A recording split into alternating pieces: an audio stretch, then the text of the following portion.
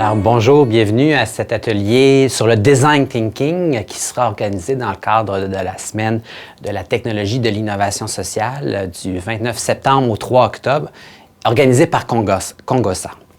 Alors je m'appelle André Fortin, je suis conseiller en animation créative, innovation sociale et participation citoyenne et je vais organiser cet atelier. Qu'est-ce que le Design Thinking? Alors, j'ai apporté 3 petites bulles pour vous en parler. D'abord, le Design Thinking, c'est une façon créative de résoudre des défis en ayant recours à l'empathie. Donc, en Design Thinking, on s'intéresse à comment pensent les utilisateurs, les usagers. On essaie de bien comprendre leur parcours, leur réalité pour trouver des solutions adéquates. Dans un deuxième temps, c'est une approche qui est collective de résolution de problèmes complexes. Les problèmes sont de plus en plus complexes dans nos sociétés et cela nécessite d'avoir un regard ouvert, une vision globale pour les résoudre. Le Design Thinking permet cela.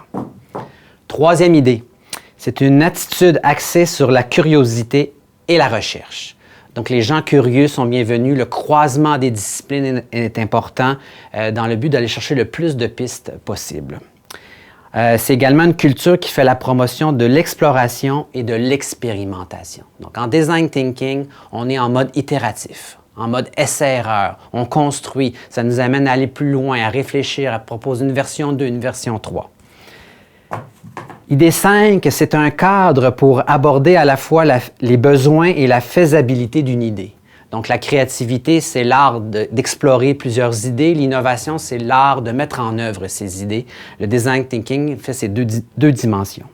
C'est également un processus structuré, un guide d'outils à utiliser. Alors, beaucoup d'outils visuels seront utilisés en Design Thinking pour nous permettre de trouver des solutions originales.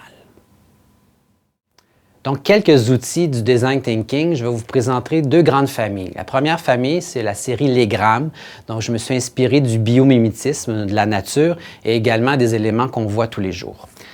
Commençons par le tortugramme. En s'inspirant donc d'une carapace de tortue, on peut regrouper de l'information de manière différente. Deuxième élément, l'arbogramme. Donc, qu'est-ce qui est apparent, ce qui est visuel et ce qui est souterrain, caché.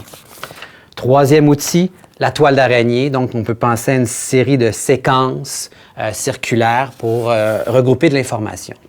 Je me suis également inspiré donc du métro, donc une trame de métro pour réfléchir de manière complexe et regrouper l'information.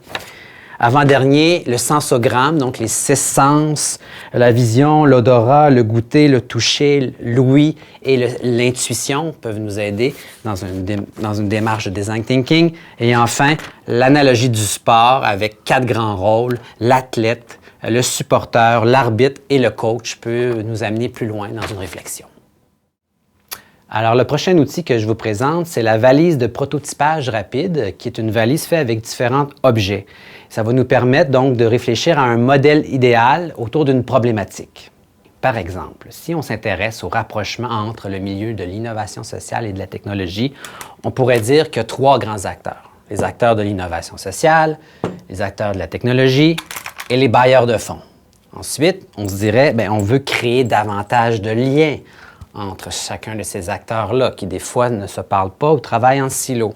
Si les liens ont lieu, chacun va arriver aussi avec ses couleurs, parce que collaborer avec d'autres, ça dépend de la culture qu'on a installée. Pour certains, il va y avoir des questionnements qui vont se produire. Pour d'autres, ça va donner des nouvelles initiatives. Et pour certains, ça va être des nouvelles façons de faire qu'on n'avait pas anticipées qui vont se produire. Et tout ça va donc créer de la nouveauté, des nouvelles idées qui vont permettre donc de résoudre la problématique d'une autre manière.